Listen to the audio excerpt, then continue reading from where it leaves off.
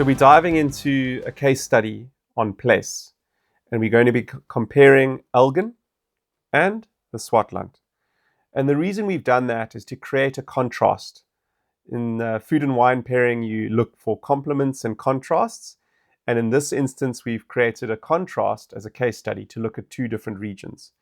And let me give you a few tips when you look at regions and how to explain them.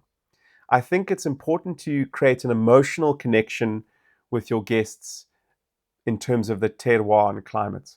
So the Swartland is known for its hot, dry summers, its bush vines that reach deep into the soil to get that moisture and to get that sustenance. You think about the Swartland, it literally means the black lands. It was named after the type of vegetation that the early settlers found in that part of the world, which is literally a bush that looks dark grey and black in the distance.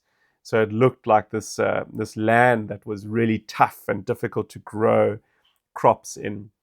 And the Swartland literally has that feeling. So you're not there in a jersey, you're there in a t-shirt and a cap.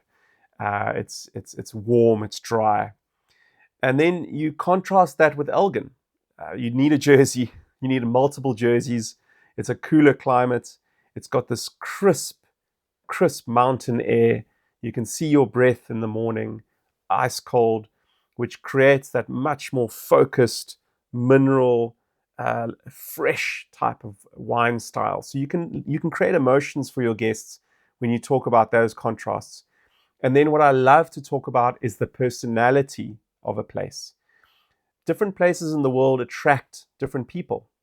You have certain cities or towns which attract artists and musicians, bohemian culture or scientists, students. So there is definitely a personality of place.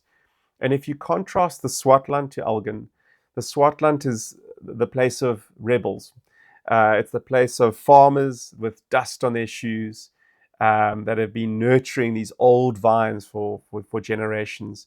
But the rebellious side of things is this new generation of winemakers that came in 20 years ago or so.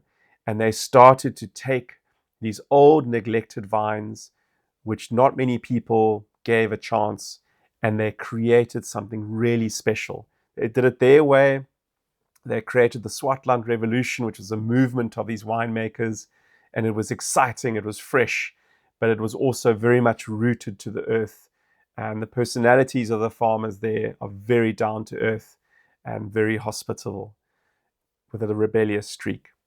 Then we have Elgin. Elgin has been a farming community for multiple generations. They are farmers first. So if you see many Elgin farmers, they've got their boots on. They're out in their orchards a huge amount because of the apple growing. They don't have fancy tasting rooms and all the things that you might find in Franschhoek and Stellenbosch. They are farmers first. But through the process of farming, they've found these pockets of land which are absolutely beautiful for vineyards. And the process of farming and that dedication to the land creates these wonderful, wonderful wines eventually in the cellar. So very different personalities. The Elgin farmers are very focused and there's more precision in terms of what they're doing with Chardonnay and Pinot Noir. The Swartland has lots of different varietals, old vines, and it's a very contrasting story. So let's dive into a case study of the Swartland versus Elgin, and perhaps you can take that knowledge into your service, and you could even do a tasting for your guests on the subject.